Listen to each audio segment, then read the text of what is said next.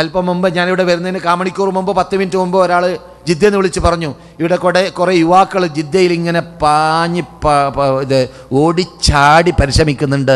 എന്തിനാണ്? ഈ ബുഖാരിയിലുള്ളതായ ബുദ്ധിക്ക് ഗോചരമല്ലാത്ത ഹദീസുകളൊക്കെ തള്ളിപ്പറയേണ്ട ഭാഗങ്ങളൊക്കെ വിതരണം ചെയ്യാനും ഇൻ്റർനെറ്റിലിറക്കാനും അതിൻ്റെ ഫോട്ടോസ് എടുക്കാനും അത് ജനങ്ങളിലേക്ക് എത്തിച്ചു കൊടുക്കാനും. അതാണ് അവരുടെ പദ്ധതി തന്നെ, അവരുടെ ജീവിത ലക്ഷ്യം, അവരുടെ പ്രവർത്തനം. ദാവത്തായിപ്പോൾ അത് ദാവത്ത. മനസ്സിലായില്ലേ? അപ്പോൾ എന്തായി? താവുനായി. എന്തിൻ്റെ പേരിൽ താവുൻ? അലൽ ഇസ്മി, തെറ്റുകളിൽ സഹകരണങ്ങൾ, തെറ്റുകൾ വിതരണം ചെയ്യുന്നതിൽ സഹകരണങ്ങൾ. നാം മുമ്പ് തന്നെ ഇവിടെ ഇവൻ്റെ ശൈലിയിൽ പറയാറുണ്ട്, നാം സത്യം പഠിക്കാൻ വേണ്ടി തുനിഞ്ഞപ്പോൾ തന്നെ മാനദണ്ഡമാക്കി വെച്ചത് സഹാബാക്കൾ, അവരുടെ മൻഹജ്, അവരുടെ ഫഹ്മ്. നാം ഈ പറയുന്ന എല്ലാ ഹദീസും 1400 വർഷങ്ങൾ അതിന് വിട്ടുകടന്നു. അതിൽ ആദ്യമായിട്ട് ഹദീസുകൾ കണ്ടവർ സഹാബാക്കൾ, പിന്നെ താബിഈങ്ങൾ, പിന്നെ താബിഈങ്ങൾ.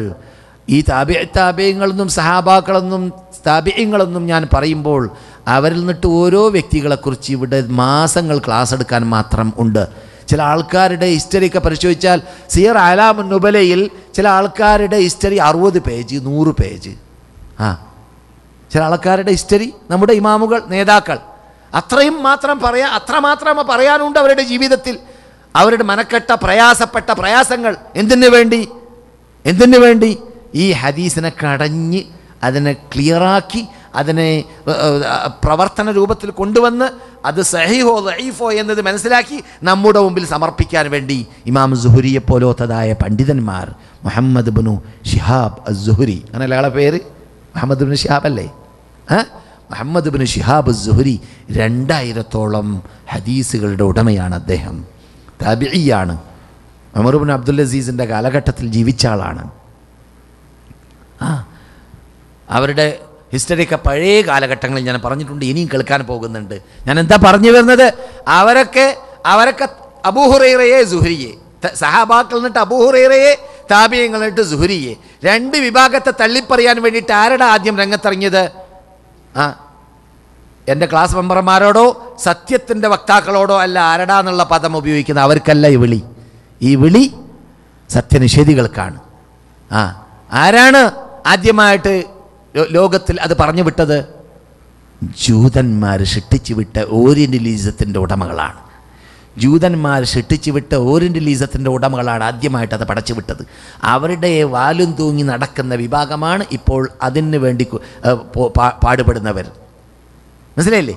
എന്താ ഈ അബൂ ഹുറൈറയെ തള്ളിയാൽ, സുഹരിയെ തള്ളിയാൽ വരാൻ പോകുന്നത്? നാം തുടങ്ങി വെച്ച, പണ്ട് വർഷങ്ങൾക്ക് മുമ്പ് തുടങ്ങി വെച്ച സുന്നത്ത് എന്നുള്ള വിഷയമുണ്ടല്ലോ, ആ വിഷയത്തിൽ നാം പറഞ്ഞ കാര്യങ്ങളാണത്. ഇവർ 2 പേരെ തള്ളിയാൽ എന്താ പ്രത്യേകത? പ്രധാനപ്പെട്ട നമ്മുടെ ദൈനംദിനം ജീവിതത്തിൽ നാം നടപ്പാക്കി വരുന്ന ഹദീസുകളെല്ലാം അതിലൂടെ തകരും.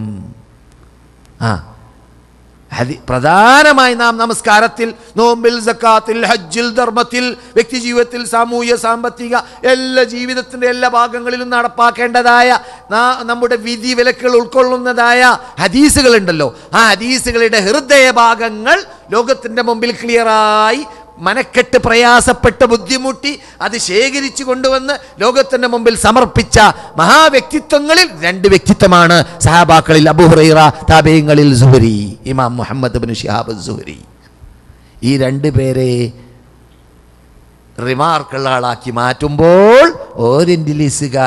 ഓറിയൻ്റലിസ്റ്റുകാർക്ക് അഥവാ ഇസ്ലാമിൻ്റെ ശത്രുക്കളായ ജൂത വിഭാഗം, അഹ്ലു കിതാബികൾ ഉണ്ടാക്കിയതായ ആ വകുപ്പിന് ഇസ്ലാമിനെ തകർത്താൻ സാധിക്കുമെന്ന വ്യാമോഹമായിരുന്നു ഇതിലേക്ക് അവരെ പ്രേരിപ്പിച്ചത്. പക്ഷേ അത് സംഭവിക്കുന്ന കാര്യമാണോ? അല്ല, സംഭവിച്ചില്ല. വിജയിച്ചിട്ടില്ല. കേരളത്തിൽ ഹദീസിൽ പാണ്ഡിത്യം ഉള്ളവർ കുറഞ്ഞ നാട്ടിൽ വരേക്കും വിജയിച്ചില്ല. പിന്നെയല്ലേ മറ്റു നാടുകൾ? വടക്കേ ഇന്ത്യയിലൊന്നും പെട്ടെന്ന് വിജയിക്കില്ല. കാരണം വടക്കേ ഇന്ത്യയിൽ മുസ്ലിങ്ങളിൽ നല്ലൊരു ശതമാനം പണ്ഡിതന്മാർ ഹദീസിൽ ആഴത്തിലിറങ്ങി പഠിച്ചുകൊണ്ടേയിരിക്കുന്ന, ഇന്ന് വരെ പഠിച്ചുകൊണ്ടേയിരിക്കുന്ന നാടാണ്.